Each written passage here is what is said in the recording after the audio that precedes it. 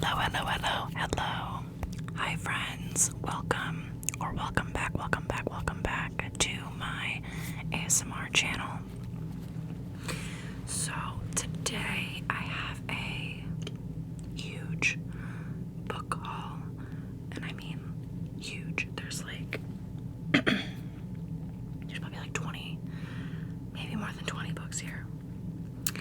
I recently had a birthday. I turned 25, and I went crazy. I made it one of my goals this year to read more books because when I had my daughter last May, also please disregard, my hair is a mess, but when I had my daughter last May, I kind of just stopped doing a whole lot for myself, which I know is common, right? If you're a mom, you get it. If you're a dad, you probably get it too. But I just wanted something this year that was just for me, a hobby of sorts, just something that I could have to do in my free time that made me happy, you know? And I do love to read. It had just been a while since I had read anything. So I treated myself and I went crazy. So I'm going to do this video in not one but two parts because there's just so much here. But first I will be going over the stack of books here that I have read. I had actually read all but like two of these when I bought them because if I love a book so much that I read on, Kindle or whatever, I will buy it, the physical copy, if I love it. I don't know if it's like a collector's thing or it's like a trophy of sorts. I don't know why I am the way I am. But let me just jump right into it. So like I said, these are books that I have read, and I will tell you my ratings on them out of 5 stars as well. So the first book in this stack, oh, and by the way, I primarily read horror books. I will occasionally read a thriller. That's pretty much all I read. So if that's not your cup of tea, this might not be for you. But anyways, the first book I have here is The Final Girl Support Group by Grady Hendrix.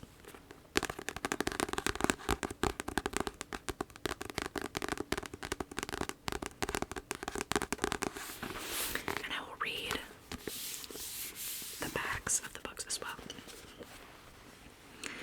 From chainsaws to summer camp slayers, Grady Hendrix's fast-paced and wickedly humorous thriller, The Final Girl Support Group, pays tribute to and slyly subverts our most popular horror films.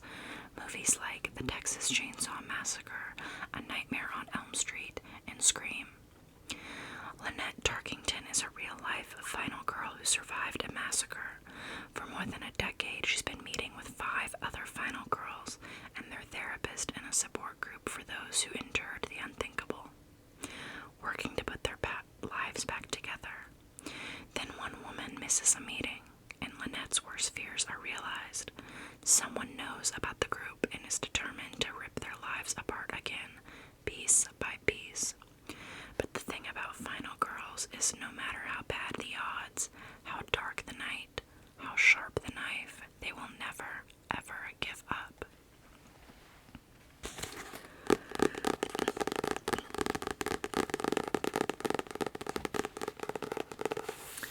So, I had high hopes for this one.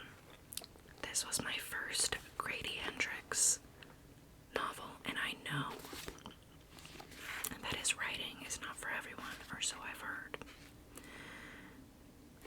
This took me a while to get through, and I'm a fast reader, and I know I'm really into a book if I become so immersed in it that the next thing I know, I am damn near finished. I read so fast. If I'm not so wrapped into the story, it takes me a while to finish. And at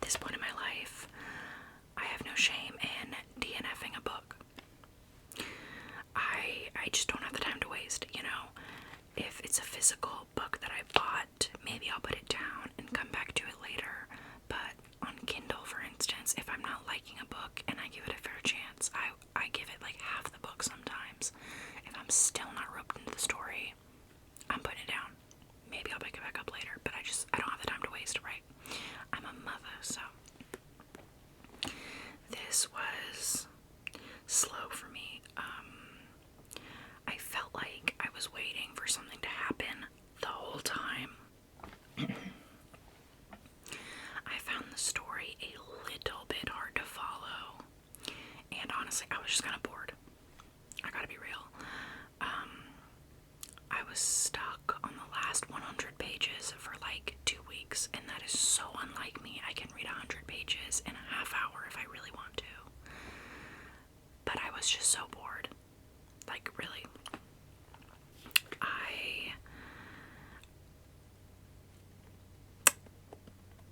I just, also, another thing about this book, in my opinion, pretty much all the characters were just really forgettable and unlikable. I would give this 2.5 stars. Maybe 3, because at times it was a little entertaining and humorous. But it just was not for me.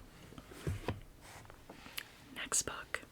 I'll definitely have to do 2 parts because I'm already 7 minutes in and I've gone through 1 book. I have here Dead End Tunnel by Nick Roberts. Nick Roberts is one of my favorite horror authors. Every book I've read by him, I loved. 5 out of 5 stars, and this one is no exception.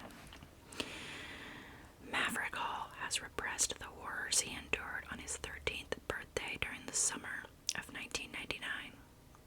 He's buried the memory of sneaking out with his best friends, riding bikes through that tunnel, and how one of them disappeared inside.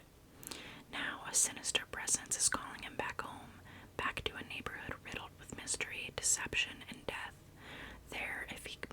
There he must confront the nightmare looming in the darkness, hungrily awaiting his return.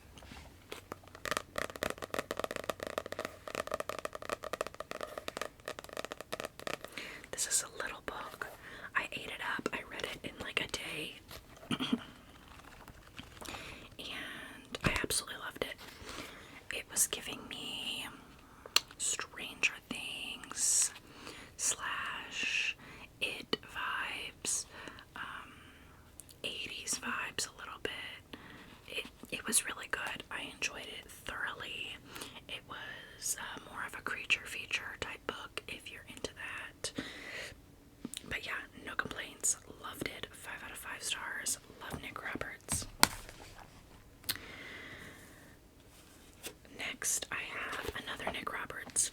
This one is The Exorcist's House. I love a good possession, haunted house type story, but it has to. Sometimes they can miss the mark for me. You know what I mean? This one was amazing. It was so creepy. This is one of those books that I probably could not read, like at bedtime in my room in like the dark, you know? In the summer of 1994, psychologist Daniel Hill buys a rustic farmhouse nestled in the rolling hills of West Virginia. Along with his wife and teenage daughter, the family uproots their lives in Ohio and moves south. They are initially seduced by the natural beauty of the country setting. That soon changes when they discover a hidden room in the basement with a well, boarded shut and adorned with crucifixes. Local legends about the previous owner being an exorcist come to light, but by then, all hell has broken loose.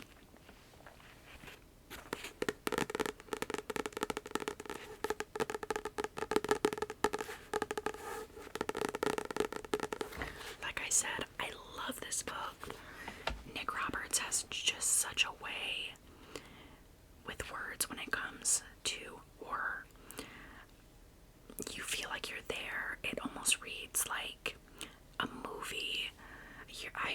I'm so immersed in all of his stories. I go through them so quickly. He's just very good at describing all the terrible, awful, scary things that happen in his books. Loved it. This one was a 5 as well. I would read both of these a second time. Okay, next, and one of my other favorite horror authors. This is Brother by Anya Alborn. Let me read the back. Deep in the heart of Appalachia stands a crooked farmhouse miles from any road. The Morrows keep to themselves, and it's served them well so far. When girls go missing off the side of the highway, the cops don't knock on their door, which is a good thing, seeing as to what's buried in the Morrows' backyard. But 19-year-old Michael Morrow isn't like the rest of the family. He doesn't take pleasure in the screams that echo through the trees. Michael pines for normalcy, and he's sure that someday he'll see the world beyond West Virginia. When he meets Alice, a pretty girl working at a record shop in the small town nearby, he's immediately smitten. For a moment, he nearly forgets about the monster he's become, but his brother, Rebel, is all too eager to remind Michael of his place.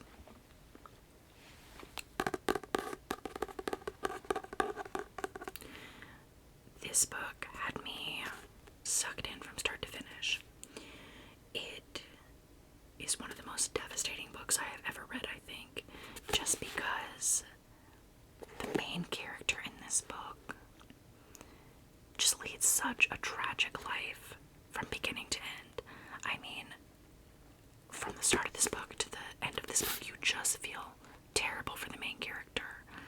And I won't give spoilers, but the ending is devastating. I mean, this book was just devastating.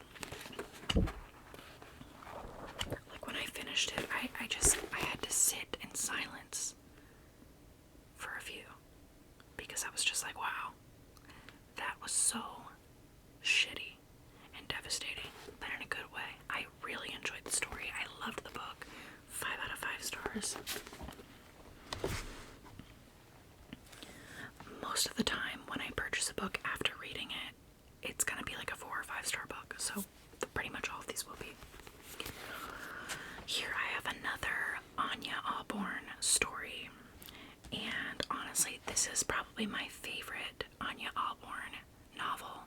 And it's funny because after I read this one, I went on Goodreads and it didn't have the best reviews. The reviews were very mixed, but like all around, I think it was like maybe a 3-star rating on Goodreads. And I was shocked because I loved it. I loved this book. This is The Bird Eater. And I also I love the cover. It's spooky. Aaron Holbrook was just a kid when his aunt, the only mother he ever knew, died mysteriously in their rural Arkansas home. Thrust into foster care, he left Arkansas with a promise to never return. But 20 years later, the death of his young son drives Aaron home again, in a last-ditch effort to get sober and salvage a marriage that's falling apart. But something far more powerful than memory and grief lurks in the dusty corners of the Holbrook house, something dark and something sinister. Soon after his arrival, Aaron realizes there is no peace to be found in the place the townsfolk call the Devil's Den. Someone is leaving dead birds piled inside the house, and Aaron is tormented by a strange boy that refuses to leave him alone. Plagued by nightmares and violent daydreams, he fears the worst. Are grief and addiction driving him mad? Or has the evil force that destroyed his family finally spied its chance to claim his soul?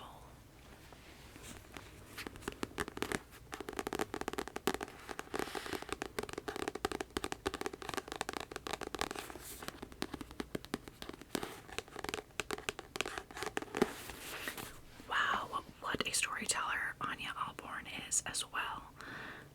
Right up there with Nick Roberts. So good at describing a scary, horrific scene. Truly, some things in this book in particular sent chills down my spine. Just so eerie, creepy. Just loved it. 5 stars. I would read this one again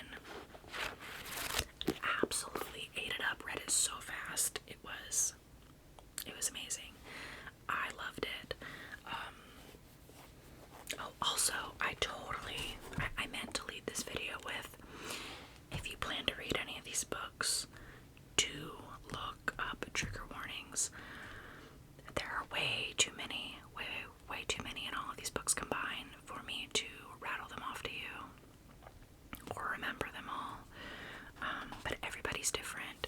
Definitely check your trigger warnings before reading any of these books because they're all pretty dark and contain all kinds of like horrific graphic content, you know. So next I have one more Anya Alborn book in my pile here. This one I think is one of her more well-known. This one is called Seed. With nothing but the clothes on his back and something horrific snapping at his heels, Jack Winter fled his rural Georgia home when he was just a boy. Watching the world he knew vanish in a trucker's rearview mirror, he thought he was leaving an unspeakable nightmare behind forever. Now, years later, the bright new future he's built suddenly turns pitch black as something fiendishly familiar looms dead ahead. Surviving a violent car crash seems like a miracle for Jack's family, but Jack knows there's nothing divine about it. The profound evil he's uncovered as a boy has finally found him again. The thing that crouched at his bedside with soulless eyes and grinning, razor-sharp teeth is back, with plans for Jack and his angelic youngest daughter and a chilling promise. I've always been here, and I'll never leave.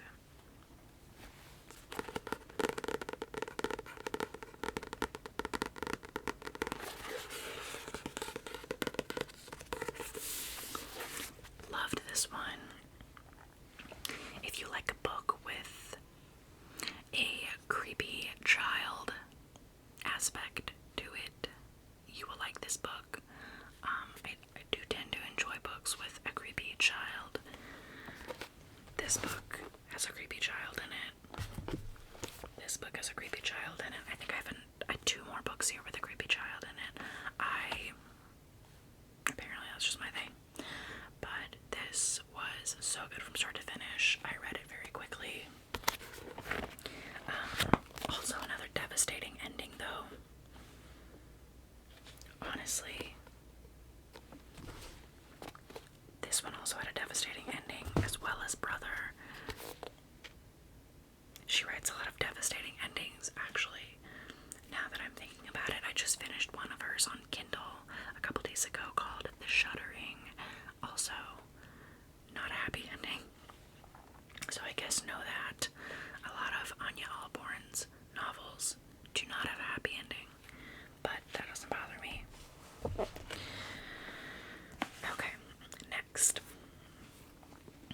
is another book that kind of features a creepy child. This one is called Baby Teeth by, I don't know how to pronounce this. I don't know if it's a different spelling for like Zoe Stage. Sorry if I'm wrong about that. Meet Hannah. 7-year-old Hannah is a sweet but silent angel in the eyes of her adoring father, Alex.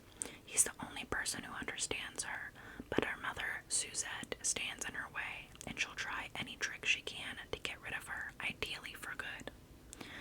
Meet Suzette. Oh my gosh, that was my stomach. I'm hungry. I'm sorry. Suzette loves her daughter, but after years of expulsions and strained homeschooling, her precarious health and sanity are weakening by the day. She's also becoming increasingly frightened by Hannah's little games, while her husband Alex remains blind to the failing family dynamics. Soon, Suzette starts to fear that maybe their supposedly innocent baby girl may have a truly sinister agenda. I thoroughly enjoyed this. I give it a 4 out of 5 stars. My only critique was the ending. I got like no closure whatsoever from the ending. It was left very, very, very open.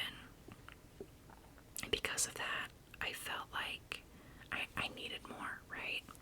Well, turns out there's a sequel. I read the sequel and I did not really enjoy the sequel. I felt like reading the sequel definitely gave you more of an insight as to why the main character in this book is the way that she is. But I this was creepy enough. I would more classify this more as a thriller. But the sequel, I don't even, it was like a thriller, but to like the lowest degree. It was kind of boring. It just kind of gave you more of an understanding to the main character in this book, and I felt like I was kind of waiting for something crazy to happen the whole time, and nothing was happening. The sequel is called Dear Hannah, and while I would recommend this one, I wouldn't really recommend Dear Hannah. Honestly, knowing what I know about the sequel, I honestly would have just never picked it up and just read this one. That's just my personal opinion, though. Alright, next. I feel like a lot of people know this one. Hidden Pictures by Jason Rekulak. Sorry if I pronounced that wrong. I love the cover of this book and the binding. And in this book, you get to see some illustrations, like, that are done by the main character child in this book. This is another book with like a creepy child aspect, and you get to see a lot of the illustrations in this book, which I enjoy. It feels very immersive and interactive, and I really enjoy that about it.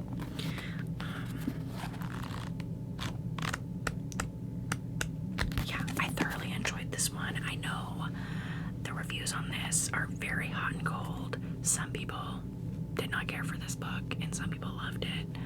I loved it, like, a lot. I enjoyed it very much. I would probably give this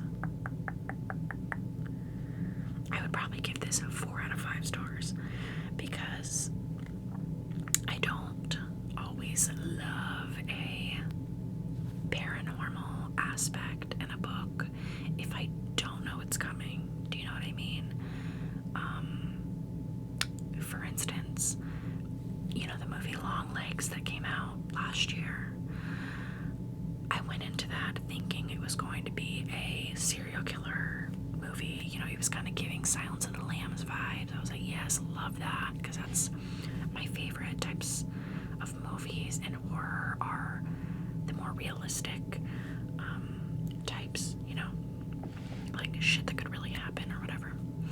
And I did love Longlegs, but the movie did begin to lean into the whole, you know, the devil made me do it, paranormal type stuff, and I'm okay with it, but it's not always my favorite. If I'm going into it thinking it's not that, and then it turns into that, I'm kind of like let down a little bit, you know? So, 4 out of 5 stars. Don't regret reading it, would recommend, very much enjoyed it. But, do know that. Okay, I have 2 more Nick Roberts books here. Like I said, love Nick Roberts. This was my first Nick Roberts book. This is Mean Spirited. I cannot recommend this book enough. I love this book so much. An alcoholic teacher in father's world spirals out of control when a former student is killed and he is left with her dog and the dark presence that follows it. Matt Matheny teaches during the day, drinks at night, and barely hides his functioning alcoholism from his veterinarian ex-wife, Lucy, and his 6-year-old son, Mikey. His world spirals out of control when a former student is killed and he's left with her dog, Gonad. But something isn't right with Gonad.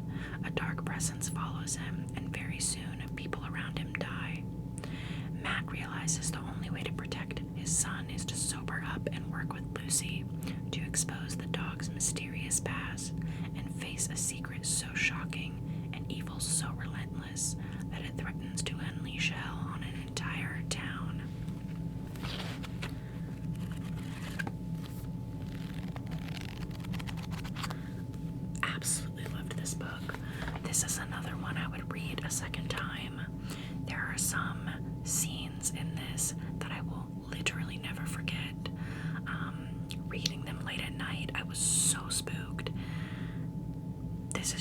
books that will stick with me forever, because there are just certain scenes in it that conjured such scary imagery in my brain. I will never forget it. 5 out of 5 stars. Truly, truly enjoyed that one. And I know a book about a possessed dog. It sounds so silly, but it's so good. You just have to read it. One more Nick Roberts. This one is Anathema, and I believe there is a particular way you can read his books, because there's The Exorcist House, there's The Exorcist House, Genesis, Anathema, and Anathema Legacy. I have only read The Exorcist House and Anathema. I've seen a lot of people say different orders to read the books, but I didn't feel a lot of disconnect from one book to the other. They made sense to me to read, one after the other. I don't know if it matters that much, but anyways. Oh, this was winner of the 2020 Horror Authors Guild Award for Best Debut Novel. This is Brian and Ellie Stockton hope they left behind their demons when they moved to their idyllic new home in southern West Virginia. Above all, they want a fresh start for their young son, Derek, who witnessed the tumultuous first years of their marriage, years that were life with substance abuse, rage, and resentment. Their bright hope for the future is darkened when a child disappears from their neighborhood. The couple becomes suspicious of a reclusive resident with a degenerative brain disorder. Strange events begin to happen in their house just as Derek tells them about a new friend who visits him at night. Their son might be acting out from the trauma he endured, or he could be the obsession of something much more sinister. Lots of trigger warnings for this one. My god. This is one of the nastier books that I've read. But it was tolerable for me. Lots of gore and poop. Some stuff to do with poop. So, just look into it before you read it, is all I'm gonna say. Okay, 2 more. 5 out of 5 stars also. 2 more. This one is Slewfoot, A Tale of Bewitchery by Bram. A lot of people know this one. Set in colonial New England, Slewfoot is a tale of magic and mystery, of triumph and terror from acclaimed author and artist Bram. An ancient spirit awakens in a dark wood. The wild folk call him Father, Slayer, Protector. The colonists call him Slewfoot, Demon, Devil. To Abatha, a recently widowed outcast, alone and vulnerable in her pious village, he is the only one she can turn to for help. Together they ignite a battle between pagan and Puritan, one that threatens to destroy the entire village, leaving nothing but ashes and bloodshed in its wake. I love the cover to this book, and in it you do get some illustrations that are really, really cool, which I believe the author makes all the illustrations, which is really neat. Just a beautiful book, truly. My only complaint, not particularly about the physical copy, but on Kindle, the characters in the book, the way they are described as looking, and the scenery in the book was a little hard for me to picture when I was reading on Kindle. The illustrations in the book that show what the characters look like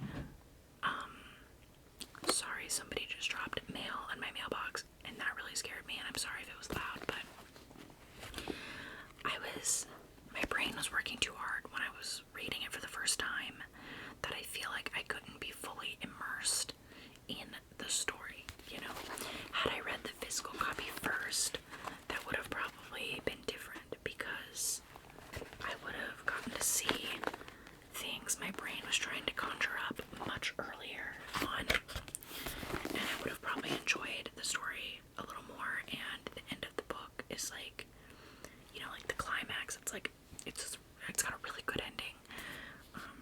I would have enjoyed it more if I would have read the physical copy first, I think, for that reason.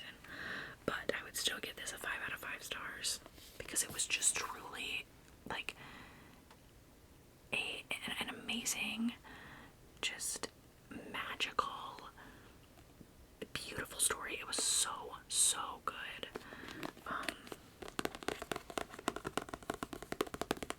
If you like the movie The Witch with Anya Taylor-Joy, I think that's her name. If you like that movie, you would like this book. It's got a very, very, very similar vibe, and I love that movie. I mean, the story's a lot different, but just the vibes are the same. Last book. This was such a disappointment for me. I'm just gonna start by saying that. This is Incidents Around the House by Josh Malerman. I heard amazing things about this book. Amazing. And there are some amazing reviews on this book. But it fell so short for me. It really fell so short. I don't regret reading it. It definitely kept me interested enough to read the whole story, and I read it fairly quickly. I do think part of that is like the writing style. There's very, very like not a lot of words on one page because it's told from the perspective of an 8-year-old girl. To 8-year-old Bella, her family is her world. There's Mommy, Dado, and Grandma Ruth, but there's also Other Mommy, a malevolent entity who asks her every day, "Can I go inside your heart?" When horrifying incidents around the house signal that Other Mommy is growing tired of asking Bella the question over and over, Bella understands that unless she says yes, her family will soon pay. Other Mommy is getting restless, stronger, bolder. Only the bonds of family can keep Bella safe, but cracks in her parents' marriage are starting to show. The safety Bella relies on is about to unravel, but Other Mommy needs an answer. And Incidents Around the House is a chilling, wholly unique tale of true horror about a family as haunted as their home.